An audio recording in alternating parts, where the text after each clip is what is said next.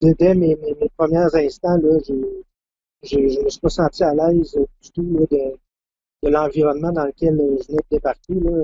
De son lit d'hôpital, Sébastien Martineau raconte que le 20 septembre, il a été déployé à la résidence pour aînés Le Cristal de Thetford Mines, alors frappé de plein fouet par la COVID-19.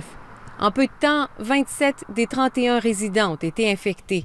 12 des 20 employés aussi. J'ai tout travaillé avec mon linge civil là, en dessous des jaquettes de protection. Les jaquettes me déchiraient sur le dos là, aux demi-heures. Il fallait que je change les jaquettes là, régulièrement. L'infirmier auxiliaire de 41 ans côtoyait déjà le virus depuis quelques semaines dans une autre zone rouge, au CLSC de la Guadeloupe en Beauce.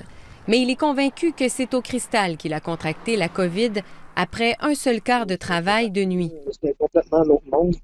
Parmi les 16 employés du CI3S de Chaudière-Appalaches qui ont travaillé à la résidence Le Cristal, il y a 2 cas positifs confirmés, mais la source d'acquisition n'est pas connue, répond le CI3S par courriel. Masques, lunettes, visières, gants, le matériel était là, mais mal utilisé, selon Sébastien Martineau. Il a d'ailleurs été étonné de partager son quart de travail avec des nouvelles préposées du programme de formation accélérée. Ils m'ont abouti en milieu privé avec aucune information, aucun bagage. Ils ont été complètement lancés là, sans aucune aide là, de l'employeur à ce moment-là. Si ça prend des reportages pour qu'on puisse allumer des lumières, je trouve ça dangereux. Hein? Le syndicat n'était pas au courant de la situation.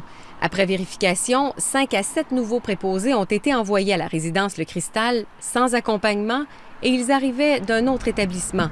Certains auraient reçu une courte formation pour la distribution de médicaments. C'est des gens qui sont nouvellement embauchés avec quand même peu d'expérience. De plus, ces actes délégués-là, normalement, c'est une formation qui est donnée, non une formation de 15 minutes sur un coin de table. Le syndicat des infirmières aussi s'inquiète de voir ses membres contaminés.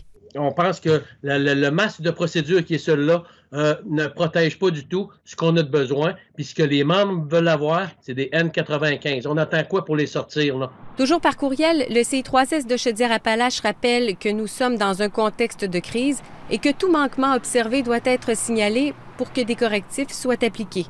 Ici Marie-Pierre Bouchard, Radio-Canada, Lévis.